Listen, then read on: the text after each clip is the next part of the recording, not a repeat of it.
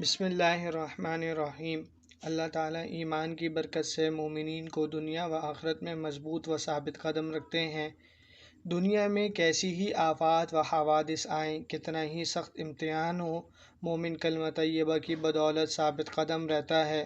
قبر میں منکر نکیر کے سوالوں کے صحیح جواب دیتا ہے، اور جب محشر کا ہولناک ہوش اڑا دینے والا منظر سامنے آئے گا تو مومن اس کلمے کی بدولت نہایت مطمئن ہوگا، اسے ادنا درجے کی گھبراہٹ نہ ہوگی۔ اس کے برمقابل ظالموں کو اللہ تعالیٰ بھٹکا دیتے ہیں، دنیا و آخرت میں کسی جگہ انہیں استقامت نصیب نہیں ہوتی۔ کلمہ طیبہ سے حاصل ہونے والا ایمان، کلمہ طیبہ کے اوپر یقین رکھنے والے ایمان کی تین مثالیں ہم آپ کے سامنے، تین واقعات آپ کے سامنے پیش کرتے ہیں۔ اس میں سے سب سے پہلا واقعہ یہ ہے، مدینہ شریف میں خبر پہنچی کہ ایک شخص داسور نامی 450 آدمیوں کو لے کر بے خبری میں لوٹ مار کرنے کے لیے مدینہ پر چڑھ آیا۔ نبی کریم صلی اللہ علیہ وسلم نے کچھ ساتھیوں کو تیاری کا حکم دیا۔ جب داسور کو تیاری کی خبر ہوئی تو اس پر ایسا رعب چھایا کہ وہ میدان چھوڑ کر پہاڑوں میں جا چھپا۔ حضور اقدس صلی اللہ علیہ وسلم اپنے ساتھیوں کو لے کر میدان میں پہنچے، وہاں کوئی نہیں تھا۔ ادھر ادھر تلاش کیا مگر کوئی نہیں ملا۔ دوپہر کا وقت ہو گیا۔ شاہد و جہاں صلی اللہ علیہ وسلم ایک درخت کے نیچے آرام فرمانے لگے، تلوار درخت پر لٹکا دی۔ دوسرے ساتھی آس پاس کے درخت کے نیچے ہتھیار کھول کر آرام کرنے لگے۔ جب سب غافل ہو گئے تو داسور پہاڑیوں سے نکل کر ایک دم حضور صلی اللہ علیہ وسلم کے سر پر آ کھڑا ہوا اور آپ کی تلوار پر قبضہ کیا۔ آپ کی بھی آنکھ کھل گئی مگر آپ لیٹے رہے۔ وہ نہایت تکبر سے بولا، بتا اب تجھے کون بچا سکتا ہے؟ حضور اقدس صلی اللہ علیہ وسلم نے نہایت اطمینان سے جواب دیا، خدائے پاک کا نام سچے رسول کی زبان پر کچھ اس شان سے آیا کہ داسور ہیبت کے مارے تھر تھر کانپنے لگا۔ تلوار اس کے ہاتھ سے چھوٹ گئی۔ اب حضور صلی اللہ علیہ وسلم اٹھے اور تلوار پر قبضہ کیا اور ارشاد فرمایا، بتا اب تجھ کو کون بچائے گا؟ داسور چونکہ کافر تھا، خدا پر اس کا بھروسہ نہیں تھا، ظاہری ساز و سامان پر اس کا تکیہ تھا، اس لیے اب وہ مجبور اور لاچار تھا۔ اسے اپنی موت کا یقین ہو گیا۔ وہ گھبرا کر بولا، حضور کے رحم و کرم کے سوا کوئی نہیں بچا سکتا۔ رحمت للعالمین کا جذبہ رحمت جوش میں آیا، آپ صلی اللہ علیہ وسلم نے اس کو معاف فرما دیا۔ داسور آپ صلی اللہ علیہ وسلم کا رحم و کرم دیکھ کر مسلمان ہو گیا۔ کفر کی حمایت میں آیا تھا مگر وہ خود اسلام پر مر مٹا۔ کلمہ طیبہ پر ایمان لانے کا دوسرا واقعہ یہ ہے، حضرت براء بن عازب رضی اللہ تعالی عنہ روایت فرماتے ہیں کہ رسول صلی اللہ علیہ وسلم نے ارشاد فرمایا، مومن بندہ جب قبر میں دفن کر دیا جاتا ہے، یعنی اس دنیا سے منتقل ہو کر عالم برزخ میں پہنچ جاتا ہے، تو اس کے پاس اللہ تعالیٰ کے دو فرشتے آتے ہیں۔ وہ اس کو بٹھاتے ہیں، پھر اس سے پوچھتے ہیں کہ بتا تیرا رب کون ہے؟ وہ جواب دیتا ہے کہ میرے پروردگار اللہ تعالیٰ ہیں۔ وہ فرشتے دوسرا سوال کرتے ہیں کہ تیرا دین کیا ہے؟ وہ جواب دیتا ہے کہ میرا دین اسلام ہے۔ پھر وہ پوچھتے ہیں کہ یہ ہستی جو تمہارے اندر مبعوث کی گئی تھی اس کے بارے میں تمہارا کیا خیال ہے؟ وہ کہتا ہے کہ وہ اللہ کے سچے رسول ہیں۔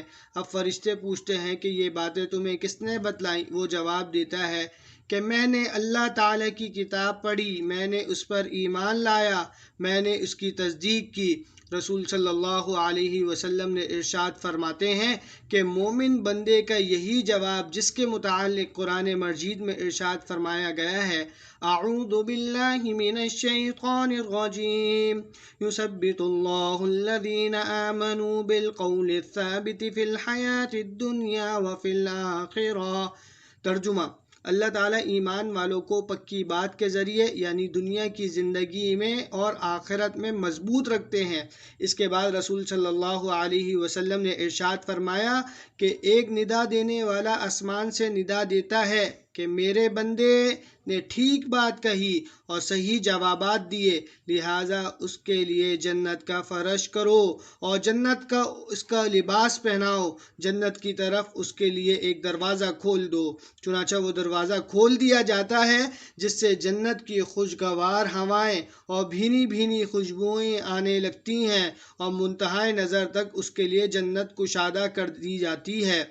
اسی طرح سے اگر جب کافر مرتا ہے اور عالم برزخ میں پہنچتا ہے تو اس کی روح اس کے جسم میں لوٹائی جاتی ہے۔ اس کے پاس بھی دو فرشتے آتے ہیں، وہ اس کو بٹھاتے ہیں، اس سے پوچھتے ہیں کہ تیرا رب کون ہے؟ وہ کہتا ہے ہاں ہاں ہاں ہاں میں کچھ نہیں جانتا۔ پھر فرشتے اس سے دوسرا سوال پوچھتے ہیں کہ تیرا دین کیا تھا؟ وہ کہتا ہے ہاں ہاں ہاں ہاں میں کچھ نہیں جانتا۔ پھر فرشتے پوچھتے ہیں کہ یہ ہستی جو تمہارے درمیان مبعوث کی گئی تھی اس کے بارے میں تیرا کیا خیال ہے؟ اس کا جواب بھی وہ یہی دیتا ہے کہ ہاں ہاں میں کچھ نہیں جانتا۔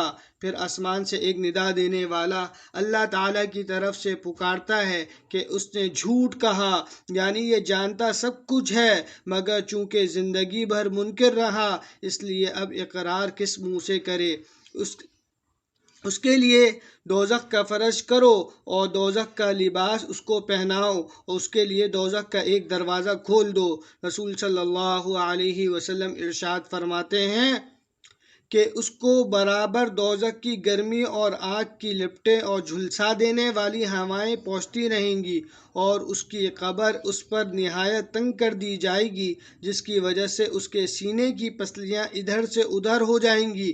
پھر اس کو عذاب دینے کے لیے ایک ایسا فرشتہ اس پر مسلط کیا جائے گا جو نہ کچھ دیکھے گا اور نہ کچھ سنے گا۔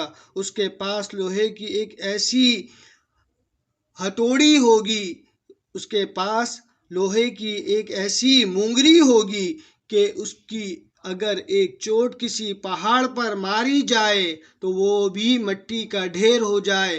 وہ فرشتہ اس مونگری سے اس پر چوٹ مارے گا جس سے وہ اس طرح چیخے گا کہ اس کی چیخ کو جن و انس کے علاوہ مشرق و مغرب کے درمیان موجود ہر مخلوق سنے گی۔ وہ کافر اس چوٹ سے خاک ہو جائے گا مگر فوراً ہی اس میں پھر روح ڈال دی جائے گی۔ یہ ہے ایمان لانے کا، کلمہ طیبہ پر ایمان لانے کا نتیجہ کہ اللہ رب العزت اس کو عالم برزخ کے اندر جنت کی سرفرازی سے نوازیں گے۔ اور اسی طرح جو شخص کلمہ طیبہ پر ایمان نہیں لے کر آتا، اس کو قبول نہیں کرتا، تو اس کے مرنے کے فوراً بعد ہی اس کو اللہ رب العزت کی طرف سے عذابات کے آنا شروع ہو جاتے ہیں۔ اسی طریقے سے تیسرا واقعہ کلمہ طیبہ پر ایمان لانے کا یہ ہے، حضرت ابو سعید خدری رضی اللہ تعالی عنہ بیان فرماتے ہیں کہ میں نے رسول صلی اللہ علیہ وسلم کی خدمت میں حاضر ہوا اور عرض کیا، مجھے بتائیے کہ قیامت کے دن جس کے متعلق فرمایا گیا ہے کہ اس دن لوگ رب العالمین کے حضور میں کھڑے ہوں گے، تو اس دن کس کو کھڑے رہنے کی طاقت ہوگی؟ یعنی کون اس پورے دن میں کھڑا رہ سکے گا جو 50,000 سال کے برابر ہوگا؟ رسول صلی اللہ علیہ وسلم نے ارشاد فرمایا، ایمان والوں کے حق میں یہ کھڑا ہونا بہت ہلکا کر دیا جائے گا، یہاں تک کہ ان کے لیے بس ایک فرض نماز کی طرح ہو جائے گا۔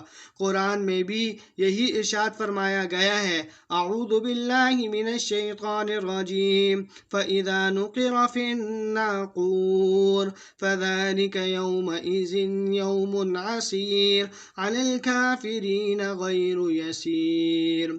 ترجمہ، جب سور پھونکا جائے گا تو وہ دن نہایت سخت ہوگا، کافروں کے لیے آسان نہ ہوگا۔ اس سے معلوم ہوا کہ یہ سخت اور بھاری دن ایمان والوں کے حق میں سخت اور بھاری نہ ہوگا بلکہ ہلکا اور آسان کر دیا جائے گا۔ یہ سب برکت ہوگی کلمہ طیبہ لا الہ الا اللہ محمد رسول اللہ۔ اور اللہ تعالیٰ جو چاہتے ہیں کرتے ہیں، یعنی اپنی حکمت کے موافق جس جیسا معاملہ جس کلمے کے ساتھ مناسب ہوتا ہے کرتے ہیں، کوئی طاقت نہیں جو ان کی مشیت کو روک سکے۔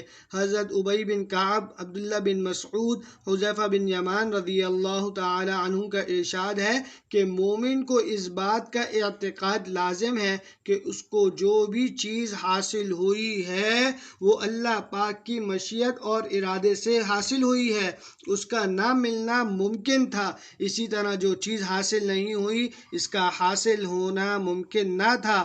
اور ان حضرات صحابہ نے یہ بھی فرمایا، اگر تمہیں اس پر یقین و اعتقاد نہ ہو تمہارا ٹھکانہ دوزخ ہوگا۔ کلمہ طیبہ لا الہ الا اللہ ایسی لازوال دولت ہے جس کی برکت سے دنیا و آخرت میں تائید ازدوی شامل حال رہتی ہے۔ وآخر دعوانا ان الحمد للہ رب العالمین۔